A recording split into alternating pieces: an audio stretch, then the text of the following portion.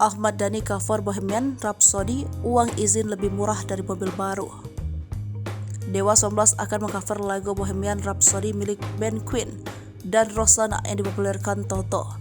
Dilansir dari Tribun Seleb, Ahmad Dhani belum lama ini mengatakan harus merogoh kocek hingga 60 juta rupiah.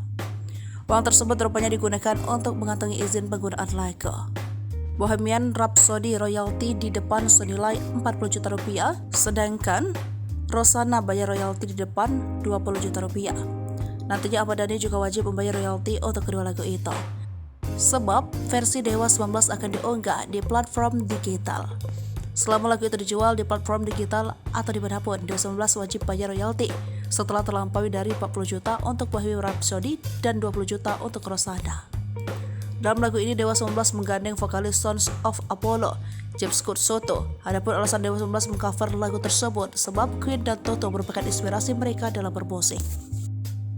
Kedua lagu ini rencananya akan dibawakan Dewa 19 di tur konser bertajuk Dewa 19 featuring All Stars Stadium Tour 2023. Adapun konser tersebut digelar pertama di Stadion Manahan Solo pada 29 Juli 2023. Kemudian di Gelora Bung Karno, Jakarta pada 12 Agustus 2023. Selanjutnya Surabaya dan Bandung, namun kedua kota ini belum dirilis tanggalnya.